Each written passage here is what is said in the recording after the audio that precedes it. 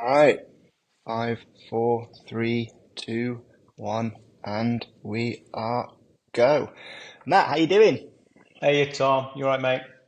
I'm good, thanks, pal. Really appreciate you coming on. Sincerely, Oh, it's good to talk my to you. pleasure. My pleasure. Always nice to have an excuse to have a whinge and a moan and a praise and a whatever. Absolutely, absolutely. So we're going to be talking today a little bit about marketing, which you are an Yep. expert on.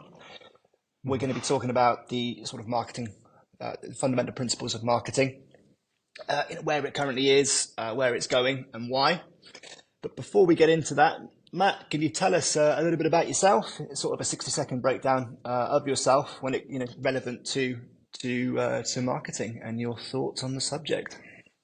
Yeah, sure. I mean, I've I've kind of been in marketing since well, about 25 years in marketing, from way back when, before social media was a thing.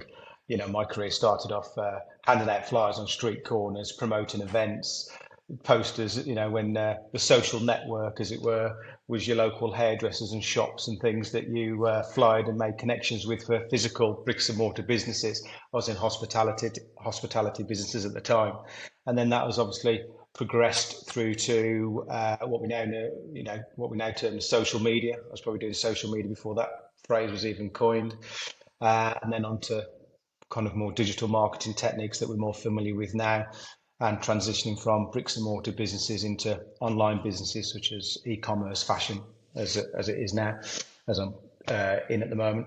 So yeah, so after kind of started off college degree, kind of standard route into a certain profession, and then kind of carried on from there. Um, so very, very kind of a bit of an old hat in the in the industry these days, I suppose. Made lots of mistakes along the way, and hopefully I can learn from those mistakes and pass that knowledge on to clients and things. But yeah, I've seen a lot of changes on the landscape.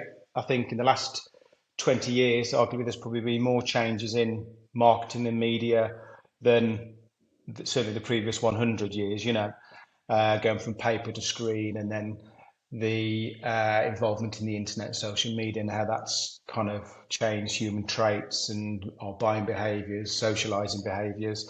It's had a massive impact on society. Arguably, I think this era that we're probably in, or the tail end of now, will be looked back upon as one of the momentous periods in marketing and things. I think certainly um, this last few years is this conclusion of this period really is certainly setting the tone for the next 20 years. It's an exciting time in marketing, but you've got to accept that what you knew yesterday might not be correct today. And Sure. Yeah. so it's ever evolving. But that is the exciting side of it, I suppose. Yeah, sure. And it's interesting that your career really has seen I imagine, certainly to the world across every discipline, but in your discipline in particular, the birth of the internet has Mm. been has probably been such, I imagine, has been such a monumental change to what you do, and so many people, I imagine, are coming um, into your are coming into your space with Mm. that being all they ever know, as in post-internet people, whereas Mm. it just so happens that you've kind of seen both sides of that before internet, after internet line, which, Yeah. as you It's alluded to, has been is probably going to be the biggest change in marketing ever, I imagine, until the next thing yeah. comes along that's going to be as big as the internet. Yeah. I'm very grateful that I've covered those periods because I speak to a lot of colleagues or people in the field now that are a lot younger than myself, and they haven't got that knowledge of the pre-internet analog era. And there was so much to be learned from that era. I think the foundations of what we're doing now are still rooted back there. Um, and I But think, before the internet. oh yeah, I think that. how should I explain? I think, if you were to look upon it now, you think the internet is the be all and everything, and it changed marketing, whatever. And I would argue against that to some degree. Yes, it went from paper to screen, but the fundamentals of beautiful imagery, captivating copy, Human behavior. bra- smart branding, that just transitioned from paper to screen. So those old analog, should we say, skill sets are just as important now as they always were. It's only been the last 5, maybe 10 years where we've seen a really big impact on human traits and Really? social behaviors and things. I think so. Well, changes that have mattered. So when I Ah, say mattered, they've made a real impact in multiple industries, such as hospitality, for yeah. argument's Give sake. it. Give us Spent an a good many example. years. Yeah. Yeah. So you know, back in the day, you would you go out on Friday, Saturday night, meet members, and meet members of the opposite sex or whatever you're into, and that was your stomping ground to hopefully find a significant other, Yeah. and that played a massive role in the purpose of you know going out and socialising. Well, Right. bring it about 10 years ago, bring in dating apps, you know, and all of a sudden that um, the function of going out to meet significant other was completely changed. You didn't have to go out and meet a significant other. You could sit in your own home and meet many significant others online Right. via the apps at a much cheaper price point. You haven't got to buy some new clothes to go out the weekend. You haven't got to go out and pay entry fees to clubs and drinks and things. Um, and you could definitely see 10 years ago a big change in how the effect the dating apps had on people socializing. So to the point where you would witness what would be, you know, group of guys coming in, chatting to girls, that kind of very kind of standard interaction, to groups of guys coming in, seeing significant others, looking them up on the dating apps, finding them and communicating via the phone, via the screen to somebody that's physically in the same room. They probably wouldn't even approach them physically. They would just leave, carrying on the conversation on the screen rather than that human interaction. And it's fascinating to see that. And from an old, how you think, my God, it was quite Yeah. bizarre to see, but it was a Yeah. really Yeah. interesting transition.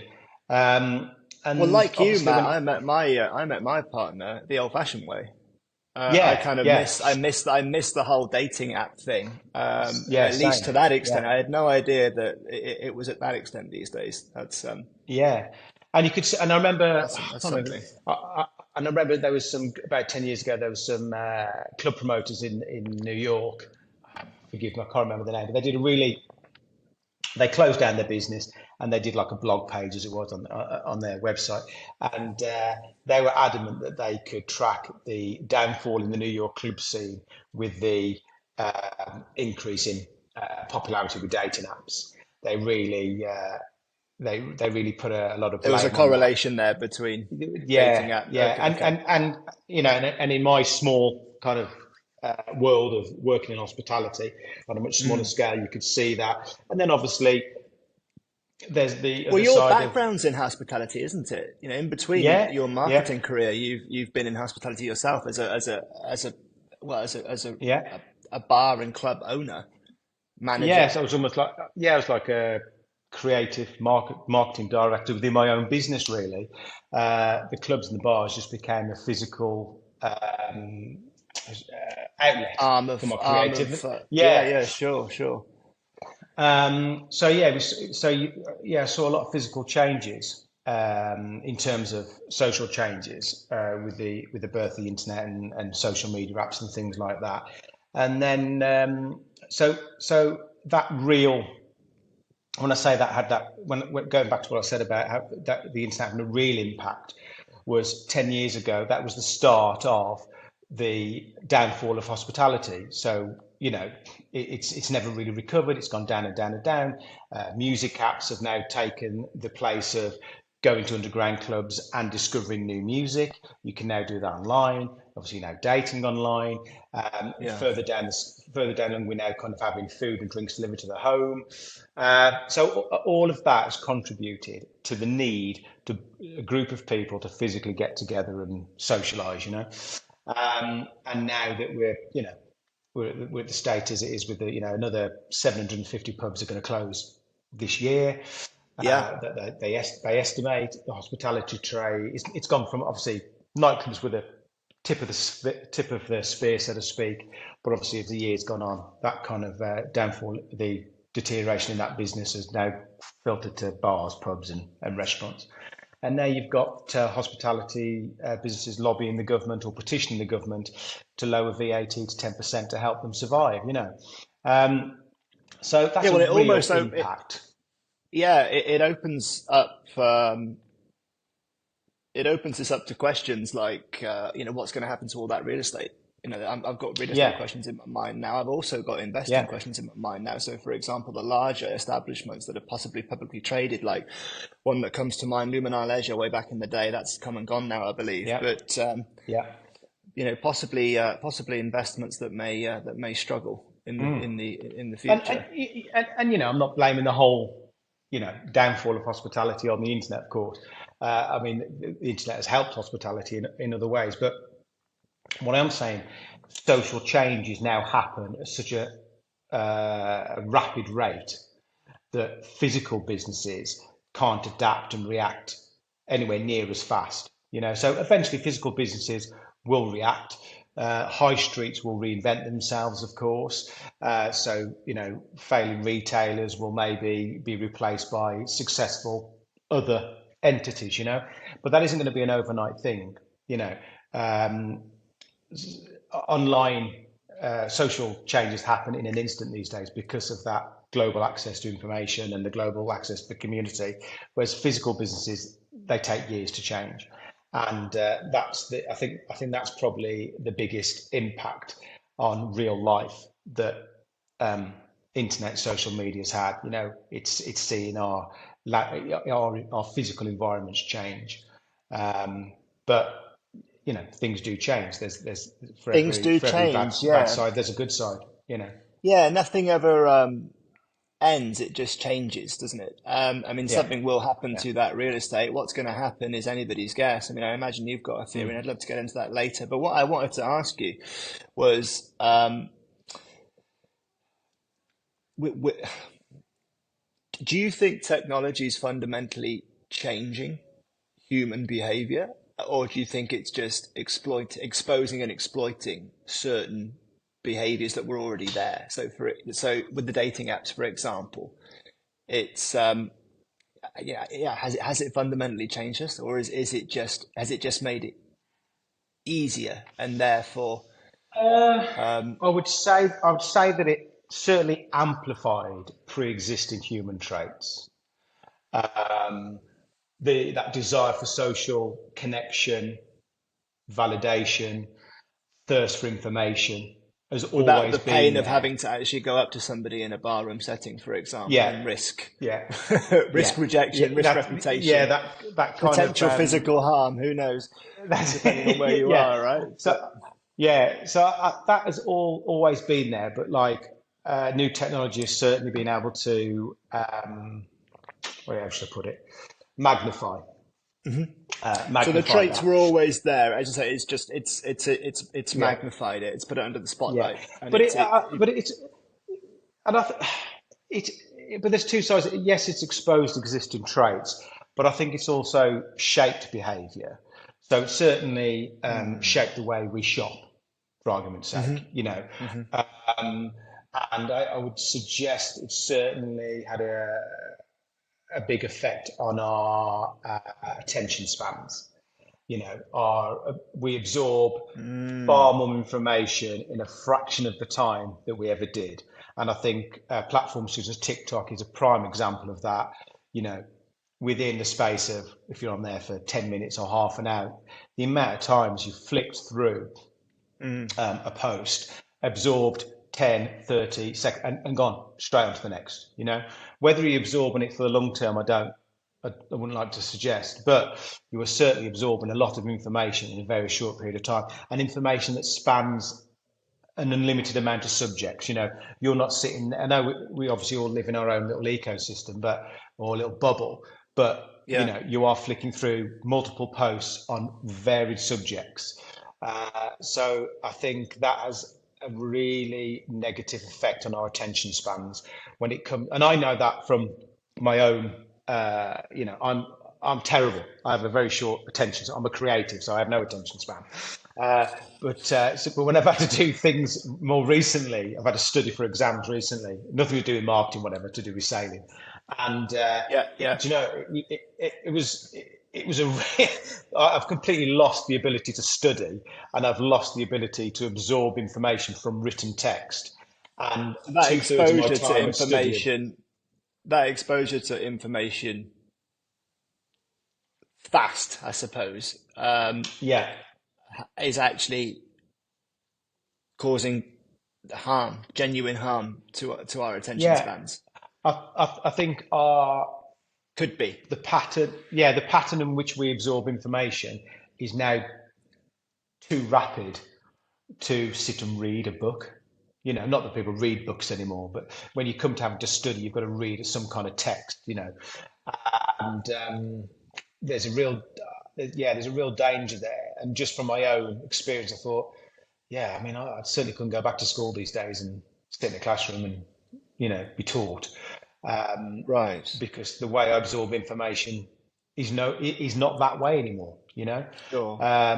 And I'm sure the school systems have changed in the last 100 years since I was there, but I'm pretty confident I'm pretty confident there's still a teacher at the front of the class, and I would like, communicating some information. when I was in school, I can imagine there are definitely a few subjects that I would like to have come in TikTok form. But that's maths over. Yeah, flick through it, Definitely done. English. That's English. So yeah, exactly.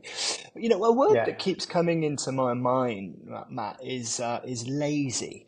I think some of us more than others, sure, but generally speaking, I think humans certainly have the potential to be or are very lazy. Why do things? Why make things more difficult? Why, Yeah, why walk up a steep hill when I can walk round it? Um, yeah, yeah, so I think, yeah, and like I said, generally speaking, I think it's in us to be quite lazy, but and some of us more than others. Like there are people out there, no doubt, that would completely disagree with that, and they're the opposite of lazy. But yeah. like I said, generally speaking, so I, th- again, it's is this technology creating it, or is it just pulling it out of us? I think now that it's available in such um, information is available in such a way, sort of fast and quick. It it'd be the same. Imagine Is it? if I came up with a pill that a magic pill that says take take one of these a day for 30 days and you'll have washboard abs. Everyone's going to stop Yeah, going to the gym and they're going to take those pills, aren't they? So it's down to the indeed laziness they of do. things. Yeah, Yeah. yeah. So I'm reluctant to use the word lazy, although I mhm. don't disagree.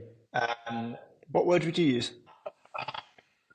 I think it's almost like a bigger, Impatient. and we've become a very transient. We absorb, uh, ev- so like barrier to entry for every task in our lives now has never been easier. We, Mm. even on a basic level, we no longer have to go to the local takeaway, stand in line, give them some money, and come back. We can Yeah. literally tap and it arrives. So things are obtainable with very minimal effort, Right. um, and that goes for music, film. So linear media is, apart from radio, bizarrely, linear media is really in a decline in the most parts. We don't want to wait until 7:30 to watch whatever, and Mm. if we miss it, And I we don't don't want want to to wait wait till until. next week for the next episode. No, We no. want to So binge. yeah, That's it. So, it's yeah, we want to binge as we want minimal effort, Yeah, Um, everything easy, immediate, and on demand.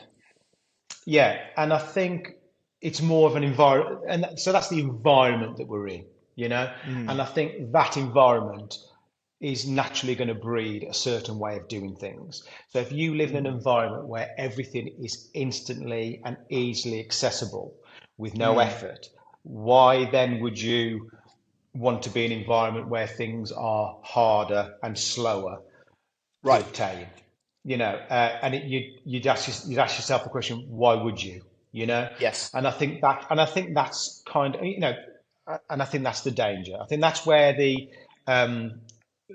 idea of laziness comes from.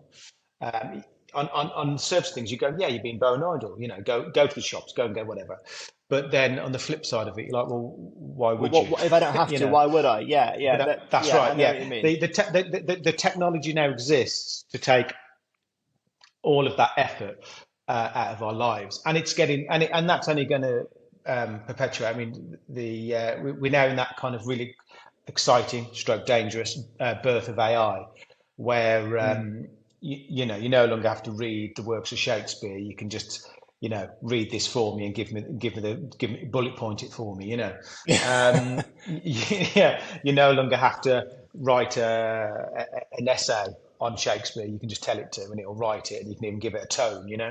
Um, and that's and I think that's an extreme that we're now at that extreme point now of where technology is doing things for us, and it's now because it was kind of like it wasn't dangerous before. I think it was disappointing. People look a bit lazy, a bit bone idle.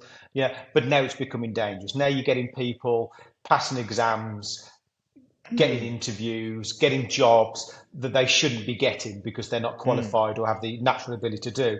But because they're plugging in AI into their lifestyle or their studying or their application process, they're getting the jobs again. So that's having dangerous real world applications because eventually they're going to be doing that job. They're going to be servicing a business that needs their expected skill sets that they don't have, for argument's sake. And I think, you know, the ramifications of AI are yet to be seen, but and it's not all negative. I use AI myself in various things. If I want to, if I want to study some reports on, a Meta ad campaign or whatever, I can literally just plug in and ask it a few questions and get the information I need without scrolling through the columns. So I'm not saying it's all bad. I think it's definitely a tool that can be used for good. But the negative side of it is this: it's kind of it's feeding that appetite for doing things quicker and easier. Which is that bad? I don't know. I don't know. Yeah, well, nothing. I don't think anything's. I don't think anything is ever really bad or good. It depends, doesn't it, on on a lot of different things. So, like the point you made a minute ago, it's if I want to go, if I want to get a takeaway, why if there's two options, one of them is a click of the button from my phone that I can do when when I'm sitting at home, versus Yeah. going out the house, going to the wherever to get it. Why would I do that? Why would I do Mm. that? On the flip side, um,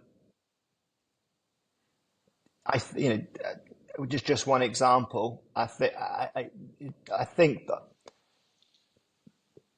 this this this instant um, access to social encounters with people. So the dating apps, I'm thinking about it in Mm. particular.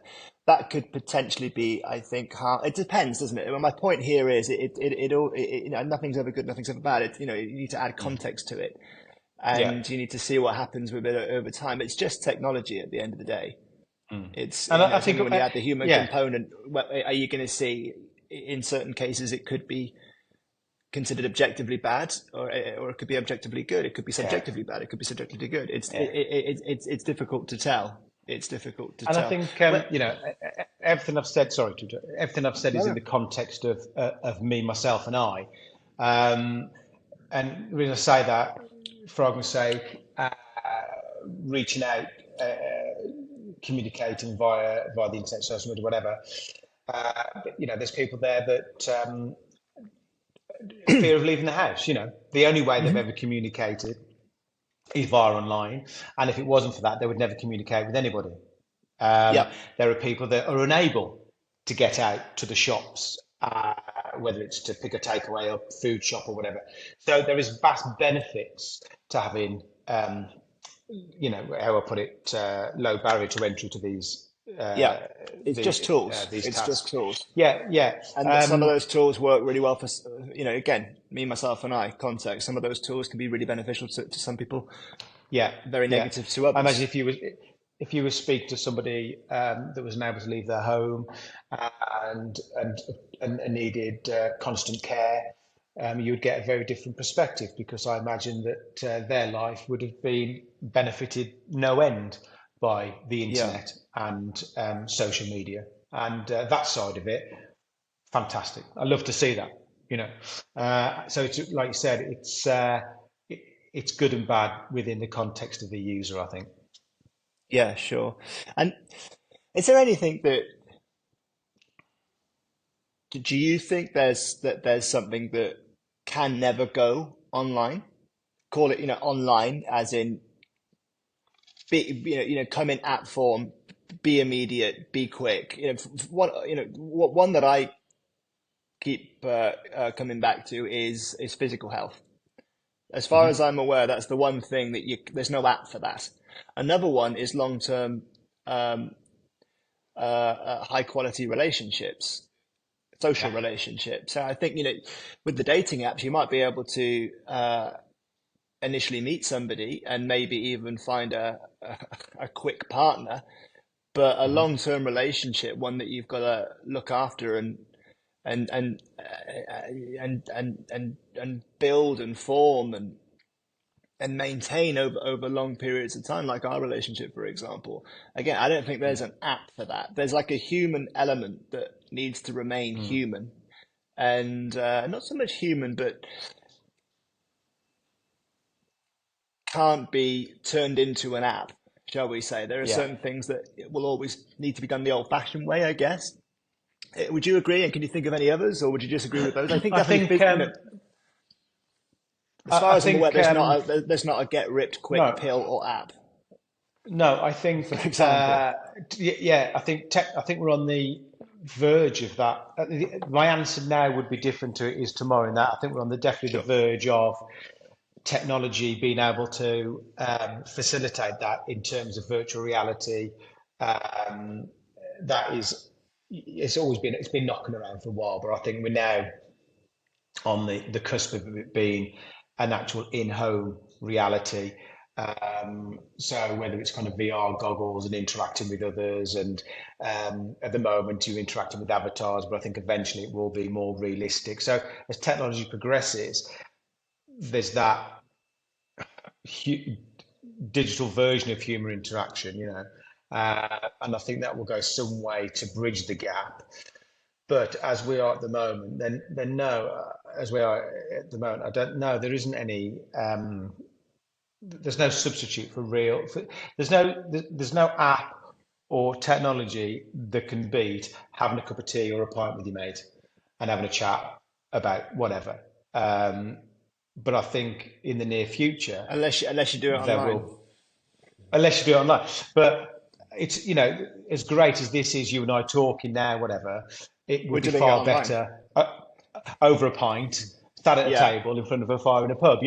There's no getting Right. away from that. Right. But moving forward, I think we'll be able to be sat in a virtual pub, drinking a virtual pint with Yep. sat in our own homes with Ready. goggles on, Ready Player One and style. that's it. And we don't know what that's going to look or feel like until we get there. It might be atrocious. It might never take on, or it might completely replace Yeah. physical interaction. And if I may, you So said something there that's huge, a huge topic for me, which is feeling. yeah, I you know, one thing that comes to mind is, what is real? How do you define real? If it's real in your head, to you, it's as good as real. Again, me, myself, and I. Whether it be in the physical universe or in the Yeah, virtual universe, if it's real to you, it's real. yeah, You experience that as being real. For me, and I can't argue with that. What is real? mm, But I mean, it really happened. The experience really happened. yeah, But for me, my sort of compass, I guess, is how I feel about something. So as you said, for me, having a pint with my friend, having a pint with you in a pub next to a fire is mm, I'm never going to feel better than that. yeah, I'm enjoying this right now, but like you said, I would probably enjoy it a little bit more if we were mm, in a pub. yeah, yeah, To take where we are right this very moment, talking online to the next level, and we're in a virtual pub, yeah, it would work. It would be a real experience, and I'd really enjoy it. But again, how would I feel mm, about it? I wouldn't feel as good as if I were. I'm going to keep yeah, calling it the. It's almost like. Do you see the way it's going? Do you see if can you imagine a future where we are sort of in a voluntary matrix where what's the point of the yeah, real world? Could we live completely on? I suppose there would need some of us to be left behind to maintain the servers yeah, and yeah, yeah, and all the infrastructure. But yeah. what Yeah, is real? I can very much see us sadly progressing to a culture where we're certainly all working from home, socializing from home, all in our own little bubbles, you know. Um, yeah, sadly, I can see us spending more time in the virtual world Yeah, than we do in the physical world now. I mean, you know, the next few years. I mean Um, you could argue would we Facebook put and up with it? I don't Instagram know. is the virtual world. Yeah, It's a low tech version of Ready Player One, The Matrix, but it is the virtual world. I mean, this is the virtual yeah, world. yeah, yeah. And I think, I mean, you know, there are good sides to it. You know, I could be having a virtual pint with a friend on the other side of the world that ordinarily I wouldn't see from one year to the next. So there's that. Yes, Um, but could it replace the feeling of, you know, snowboarding down a mountain or, you know, feeling the and you breeze use on your that face, word. sailing a boat, whatever, you know? You use that word again, feeling. Yeah, yeah. I if I'm honest, I probably hopefully it's not in my lifetime, but I fear it will come that there will be some kind of digital apparatus that can give us feeling as if we're in the real Right. world, but That was realistically going we're to in a be my virtual world. question. Do you see it in, do you see this, Yeah, do you see this continuing, technology continuing and the virtual world, if we want to call it that, continuing to progress to a point where it's now manipulating our feelings? yeah. I don't think there's anyone I don't think there's anyone there to stop it. Mm. I don't think, and I also think there is sufficient demand for it to happen. The consequences of it would be yet to be seen. Um, but I'll be happy not to Not, not, not to be not to, not to be around, you know. right. Uh, but um, but then again, you know, that's you know, who knows? First time using it, I could absolutely love it, and you know, it could be so good I never leave the house again. Yeah. Who knows? But I just don't like the idea of it. I just don't like, you know, I like marching up a hill and getting my boots muddy and coming back home. You know, Having a I pint by the just, fire. yeah, yeah. But you know, is You that can't. because that's I've all never. I've known? Yeah. Well, quite right. You know, And there's a lot to be said for that, isn't there? It's what you know. Children growing. Like my daughters are 3 and 1. wow. They're gonna all they're ever gonna know. I mean, this scares me. My 3 year old, I mean, my 1 year old is constantly going for my phone, but that's just because it's something to chew on and it's got, not that I let her do that, and it's got a light on it and it attracts her attention. But Yeah. my 3 year old knows how Go to on. swipe. Yeah. Oh, more than that, yeah. So she was using my phone the other day because we do allow it on occasion. She was using my Mm. phone the other day, and somebody texted me, and when the sort of banner pops up saying such and such has texted Yeah. you. She was in the middle of watching what she was watching, and she just sort of almost angrily sort of flicked it out of the way. Like I didn't Oh teach her God. that. She's just No. it Yeah. spooked me. But it Yeah. is what That's it so is. intuitive. Yeah. Yeah, absolutely. It is. Again, nothing's ever good, nothing's ever bad. It is what it is. I think for people that didn't grow Yeah. up with that, it spooks like it spooked me. Like Yeah. a bit like you with your career. You kind of you're living um, in a very interesting time when it comes to your career with the birth of all this technology, the internet, Mm. it being at the beginning of that. For me, similar thing. I was born right when right on the edge, or just before the technology boom. Hmm. Technology was progressing, but progressing at a slow and steady pace, and then sort of the birth of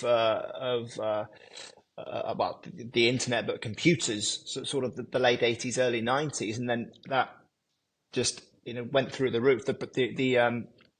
The progression rate went through the roof, didn't it? And Mm. it's just been a crazy ride. But I was right.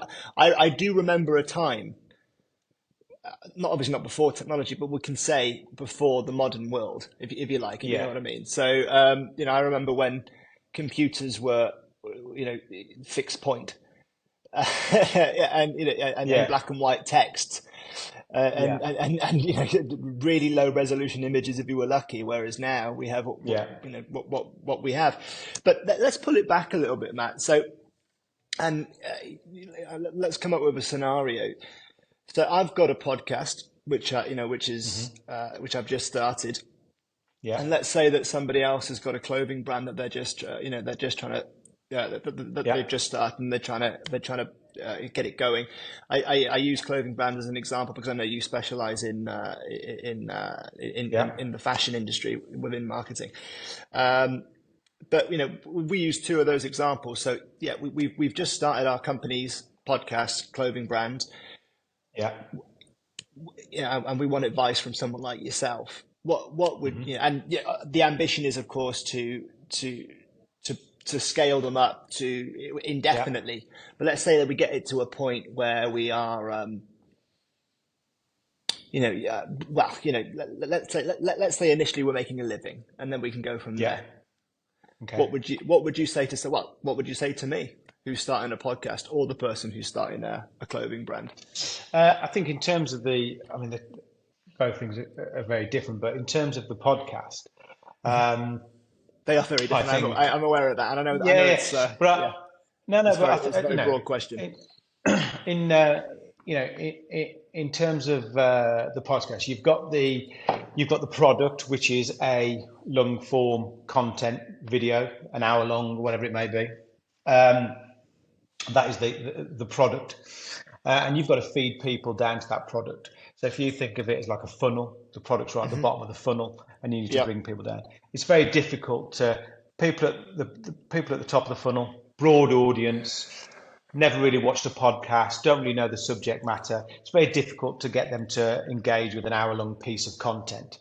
So, you would certainly disseminate your content over as multiple channels as you possibly can, but in very small forms. So, very like 10-second, 20-second, 30-second, maybe a minute versions of your or snippets from your podcast. And you would put those across as many channels that are popular at the time. So, if we're talking about today, it would definitely be TikTok and probably like Instagram Reels. So And a clip from this yeah, and you would podcast, and then yeah. put it. So that's it. Yeah, put it across these, and you will gain an audience that is well. You'll gain an audience on all of those channels, and some of those audience won't move from those channels. They won't move from those platforms. They like watching content on TikTok. That's where they're going to stay, but they will enjoy it on that platform. Hmm. You'll get you will get other sections of that audience that will want more than a little 10-second, 1 minute, whatever. And you'll be able to bring those down the funnel to, I guess, YouTube, which is where this long form content will sit. And you'll get them to engage with that. So, but along that journey, you will have probably 2 or 3 different layers of interest. You will get the I'll watch first 10 minutes and I'm fed up, on board. I will watch all of it and I want more. I will subscribe. And I guess right at the bottom of the funnel, that would be where your product is. It's the long form content with subscriptions. So you'll get people. So the product in its truest form. I mean, it's all the way down the funnel. It's product, isn't it?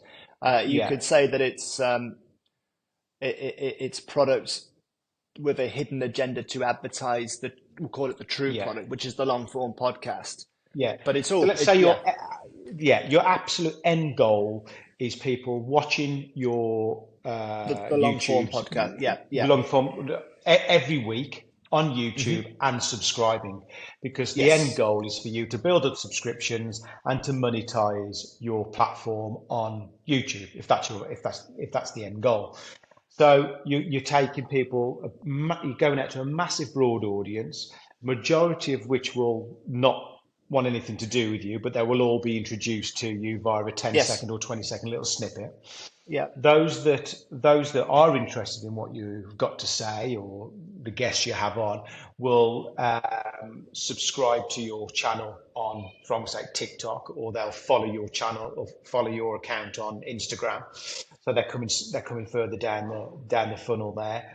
And then the next stage is them dropping down into YouTube, watching it every week, now and again. It's in their feed. The algorithms are feeding it here, there, and everywhere. Again, not quite down the bottom of the funnel. And then right at the bottom of the funnel, you've got an even smaller percentage still that will actually click subscribe, because they don't want to miss an episode and they want to watch it every time it comes out.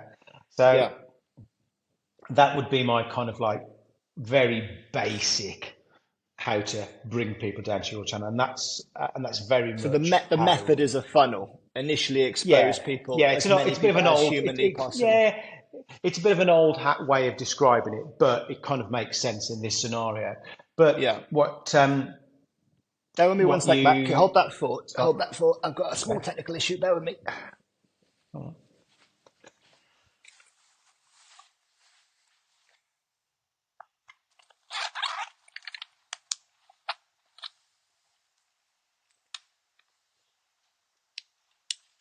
Apologies. That's okay. Actually, I'm going to flip. I've got a technical issue now. I just realised it's getting a bit dark. So let me just. I thought you were going to get your makeup touched up. Yeah, I've got a team of people stood around me. So a funnel is. It actually looks quite good with the light on in the background. I know. I just realised how moody it is. So it's so a funnel. Even back in the day, that was the method. The funnel is kind of the I guess you could say the hammer in the toolbox of a marketing person. Yeah, that kind of bringing customers to your product. Yeah, I mean it's different in the sense now that such as digital content for what you're doing is that not so every stage of the funnel, that's incorrect, but if you were putting your content out initially, or the snippets out on TikTok and whatever, I would expect you to have you would gain quite a large following on TikTok and it go no further. That's not necessarily a bad thing, because you could build a whole audience and community on TikTok and monetize the TikTok audience. And then presumably you can monetize all of them in the process. That's right. Yeah. So you can monetize every audience on every platform. So it's not a case of you've gone out broad and you've got to wait for it to drop down and you can only monetize the YouTube's. You can monetize 1 or 2 different stages there, and that's an exciting part of it, because the monetization would come a lot quicker the higher up the funnel if you can do such a thing. So if we just stick to TikTok, you could monetize TikTok a lot quicker than you can monetize YouTube. I'm YouTube. not saying I'm not saying TikTok will ultimately be the highest earner, but it will certainly some revenue will come before um, the YouTube revenue, purely Sure. because of how long it takes for you to build an audience to come down those funnels to your YouTube channel. Yeah, which is the core product.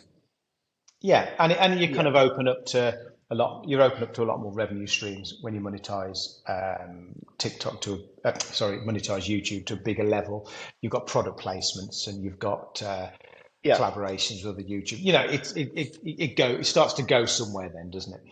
Yeah, so in terms of monetization, like I say, monetizing uh, each stage across the various platforms, and I'm assuming the platforms are okay with this unless you've got some sort of an exclusive deal, which you have to be Yeah. you have to be Well, doing pretty well to get one of those, but they do yeah, exist. But beyond that, it's potential endorsements, I guess, is what you're saying. As it's multiple streams yeah, of income, is what I'm hearing here. yeah, yeah, Merchandise is what I see a lot of people sort of flogging merchandise on their channels, which is great yeah. if it works. But so I appreciate there's no guarantee, but again, if I came to you and said, let's do that, Yeah. is there a way to increase your chances of getting initially noticed at the top of the funnel? Like if you just put out a short, if we put out a great short from this Yeah. from this podcast and put it on TikTok, for example, because that's the one you keep mentioning. Um, does it do it? What do you do? How do you get a million views, for example, of that clip? Or is it Well, is this it, is is it possible to almost guarantee it, or is it luck? Is it luck no, of the but this is algorithm, luck of the draw? no, not at all.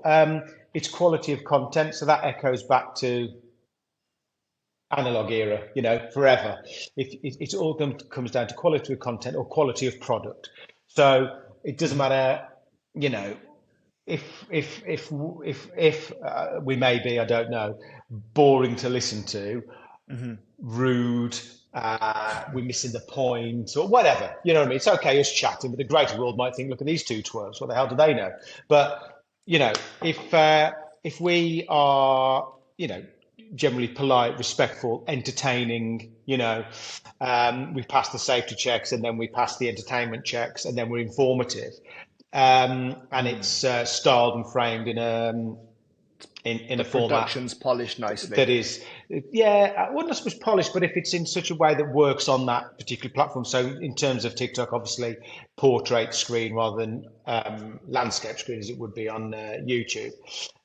So if you tick all those boxes, then and we've heavily focused on the quality of the content, the algorithms, as you put it, would recognize that and start spilling Pushing it it. out to pushing it out to more an audience that hopefully be relative to.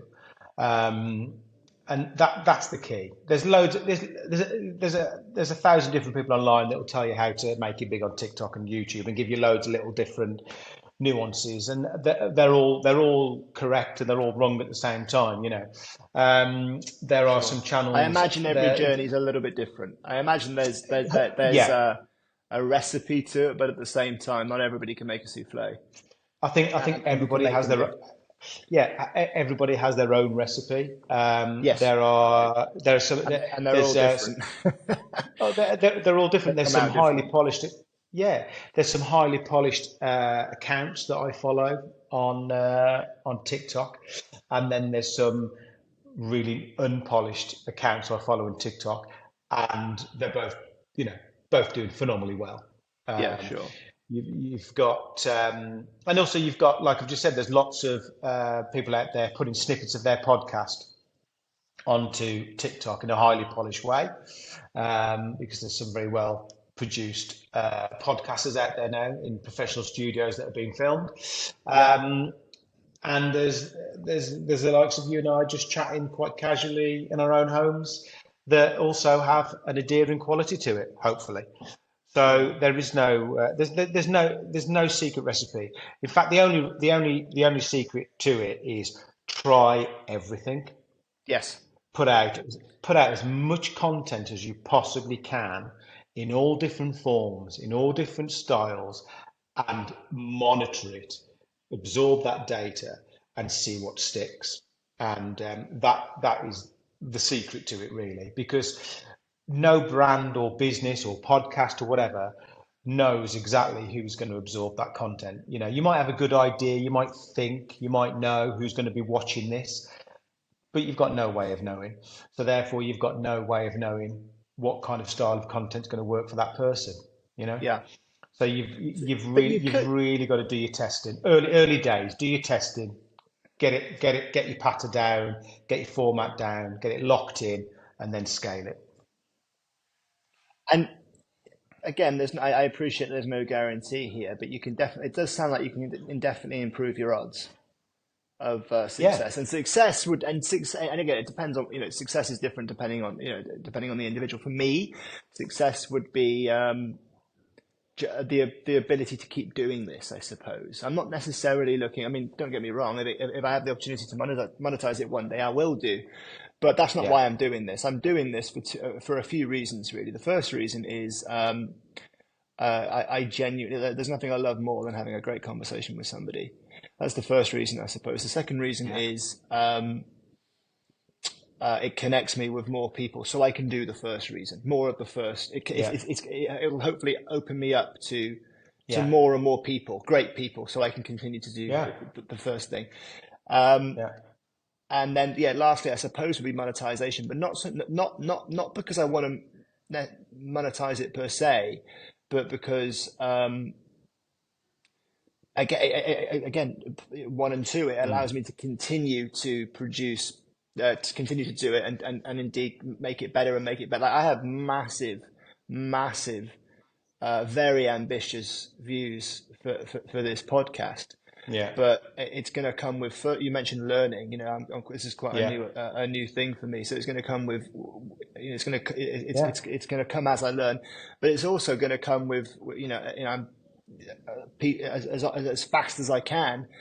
yeah, I'm learning, but I'm also making this. mm, I'm making this better, and which is expensive. I'm paying for it. I've got to. yeah, The next step would be, um, continue to learn. Get it on more platforms. Speak to marketing people, I guess, like yourself. Get better yeah, cameras, get better guests, get better microphones, all yeah, that sort of stuff. It takes time. yeah. It takes money. So, And but also, but your sincerity is the key to this. You've got a real sincere in general or thirst for myself this. personally. Yeah, yeah. You personally, you've got your sincerity to want to make this a success. You know that. Don't overlook the power of that, and it's okay to go. You know what? I haven't got a clue what I'm doing today, but hopefully tomorrow I'll be a little bit better. And by the end of the month, I'll be a lot better. By the end of the year, I might know what I'm doing. Yes, Please, yes, please join me on this journey. And hopefully 100%. hopefully I'll entertain you along the way. And I'll put somebody far more interested than this bloke now in front of you who can talk. But it's so it develops I've peaked early with you, mate. and if you peaked. But but you know the some of the things I follow. Oh God, there's a guy at the moment that's absolutely blown up called Spudman. Everyone's heard of him on TikTok, right? He's if I said to you, I follow a channel of a guy that sells baked potatoes in Tamworth of a van, and I watch it every day. You'd think you've got nothing better to do. And one, you'd be right. But his his realism, his sincerity is addictive. He's a working class guy, works really hard, building his business up. He shows you going to Booker's, buying his ingredients. He shows you all of the pitfalls, the highs and the lows, and it's addictive watching. And he's naturally scaled over time to the fact he's got queues around the block every day, people queuing to buy his potatoes off him just to get selfies and things with him. He's Looking done at him right now, free, legend. He's done 3 days recently. Anyway, more recently. I've been following him for probably a couple of years. He's absolutely exploded. He's branched out. He's not branched out. He's now crossed over into mainline media where news channels have picked him up, and he was on Loose Women and what a daytime. So it's gone great. And but again, if I just said to you like I just did, you'd think there's no way I'm watching that. What the hell would I want to The watch hell a are you guy on selling about? potato? Taken out of But context, it does yeah, sound interesting. It does sound but odd. you watch it, and there's a sincerity to him. There's a rawness to it, and you definitely feel like you're on a journey, if you like, with him for the Yeah. moment you're watching it. Anyway, and that that right there is his superpower, and Okay. not the production value. Certainly not the production value. With all due respect, Mr. Spudman, if you ever see this, no disrespect, but It's authenticity. It's his it's his passion and his authenticity. authenticity. And it's his passion, and it's Yeah. his desire to do the best possible job he can do on that day. And Yes. you can't bottle that. Yeah, I You know. know, if I was For to go me, and it's buy a Spud wagon, it wouldn't work. right. Yeah, no, So yeah. No, for me, yeah, it's for whatever it's worth to, I guess, to the audience, I guess, or the yeah, potential for me to have a following, I guess. But um, yeah, I genuinely am a curious person. I'm mm, curious about uh, what do you, if I really break it down. I've mentioned this on another podcast that I did. I am absolutely passionate about passion. It doesn't really matter what it mm, is to me. If someone's passionate about it, I'm interested in it, and I could talk for hours with yeah, that person. It could be about spuds, potatoes. It yeah, really could. yeah. I mean, That's exactly it. Yeah, my personal interests are economics, finance, business, investing, and real estate, and things of that nature. So that's what yeah, this podcast is ultimately going to be about. It is going to be yeah, a business and finance and economics channel. That's yeah. the plan, at least. But yeah, behind that, that's just my personal. But behind that, I am genuinely a very curious person. So like I say, it's good that I'm glad that I guess from a marketer is being a little bit rewarded. I'm glad it's coming across at least because you can't Yeah. fake. I don't think you can fake it. It is genuine. I am. You can't, And you can't fake sincerity. right, yeah, I guess. And going back to what we were saying about the funnel, what if I added something? Let's say I added somebody a KPI to the mix, or a famous person to the mix. So, for example, if I took the best clip from this podcast and put it on all the platforms, we use TikTok as an example. Yeah, We've established that possibly what I've got going for me is the fact that I'm sincere about learning, about my curiosity. But let's just yeah, say that I added, oh, I don't know, Richard Branson to the mix. So the person I'm talking to is yeah, Richard Branson, or yeah, another KPI, a key person of influence, or someone famous. Is that yeah. is that a strong ingredient? And Yeah, of course, because that, I'd love to segue the chat into talking about KPIs a little bit because this is a subject that I'm really fascinated yeah. about. So, I mean, that that person has generated an audience of their own elsewhere in life. So when you bring them into your realm, you'll bring in a proportion of their audience with them. So therefore, your podcast in this situation will be far more successful. Dare I say, if Richard Branson was chatting to you now, rather than myself. Hey, but probably a close second. Um, but yeah, and in my field, we use influencers for that exact, or people that have built up big audiences on their channel. For that very reason, we want to capitalize on somebody else's audience, and that's why an One sec, Matt. influencer. I'm really sorry. I've That's got right. another technical issue here. Can I have That's right. 5, 10 minutes, pal? Do you mind? I'm so sorry. Sorry, go ahead. Well, I'll cut this bit Um, out. but you know Thank you. in our trade we use influencers, whether it's big influencers or micro influencers, whatever the case may be, because we want to capitalize on their audience. And in the same, that's exactly why you would be bringing somebody of notoriety onto your channels, because you want to capitalize on their audience. You want to bring, hopefully, members of their audience onto your channel. When that person leaves, i.e., the next week you're interviewing somebody else, a proportion of their audience will stay with you. They'll have discovered you I like through him. somebody else. Yeah, I love Richard Branson. I watch everything he does. He was on a podcast with If he's Tom endorsing Morgans. this, and if he's endorsing this guy, then Yeah. And off the back of that, I actually discovered this guy, Tom, who's quite interesting. I'll keep an eye on him, see who he's got on there next week, and I'll give it a go, And that's how it, and if you had a person that was bringing in an audience every week, one a week, a celebrity a week, and you retained a proportion of their audience or you added the portion of their audience to your own, collectively you'd start building up a mass audience, and that's exactly how brands use influencers. You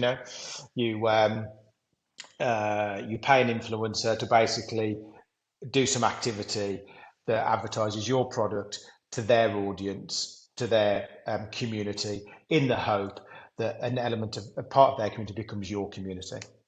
yeah, I mean, no doubt about it. It's a really powerful marketing tool, I guess, to get an influencer, a key person of influence, a KPI on your show. But what interests me, like I use Richard Branson as an example. He's someone I know, but I think we both, I certainly like Richard Branson. I think you do too. So, but it could be anybody. I just used him as an example. But the what I find fascinating is the nature of how people will give their attention to someone and not someone else, a person of influence. Yeah. It's Yeah. we're social creatures, aren't we? And there's definitely Yeah. there's a social hierarchy for sure, and there's many rungs on that ladder. But just Yeah. the nature of it in general has Yeah. always been fascinating to me. It's not a flat thing. It's not No. flat. There's a And hierarchy. There's a social hierarchy, and it's yeah. incredible to me. Like again, using Richard Branson, someone who we both like, as an example, we could say the exact same thing. I mean, obviously he's got more experience with certain things than I have. Business being the big one, but we both ski, for example. So we both have something to say, and Yeah. we both have the right to talk about that space, about that Yeah. subject, skiing, because Yeah. I've been skiing my whole life. So is he. We both have Yeah. experience and the right to talk about that subject. But I guarantee you, people are going to be, if we get up on stage at an event, I go first, he goes second, and we talk about skiing. Yeah. People aren't even going to remember my name, which Yeah. is fine. I'm not arguing with this. I'm just fascinated by it. I'm trying to Yeah. understand it. Whereas if he comes up and says the exact same thing, it's going to Yeah. get, he's going to get more attention because he's a person of influence. So that's And that's the key thing. The audience is more powerful than if you've got an audience, if you build up a community or an audience or a following or whatever term you want to call it, that is the most essential part of this. If you can build up, you can monetize an audience, but you can't money. It's very difficult to monetize what you've got to say without an audience. If you have right. an audience, if you have an audience and a following, you can monetize them. You can sell them physical products. You can give them digital content. You can scale it in any shape or form.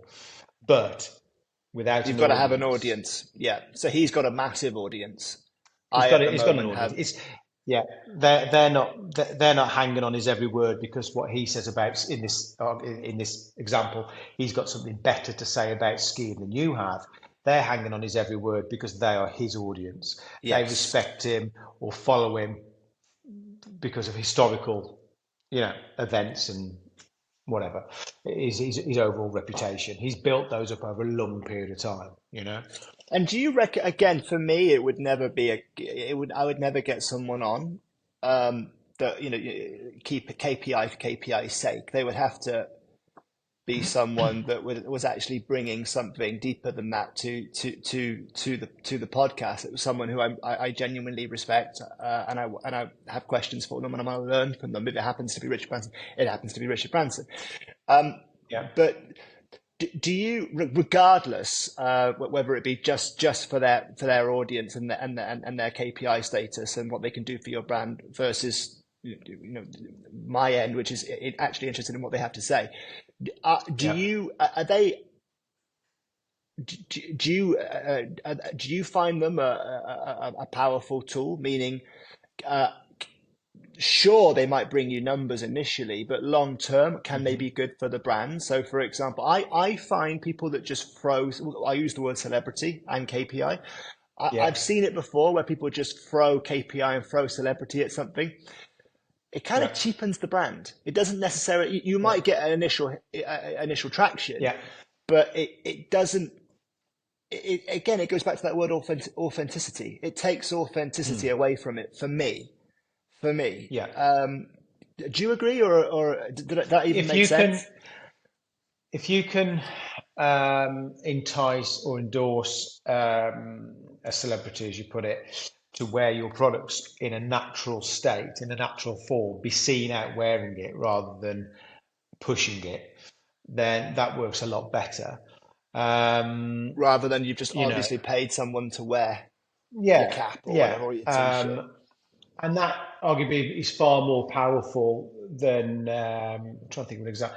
So more locally, way back when Beckham wore Superdry clothing, that was obviously very instrumental into Superdry, expanding and doing very well.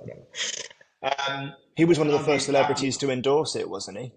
Yeah. It was almost like a perfect storm, wasn't he? He was at the peak of his notoriety at that time.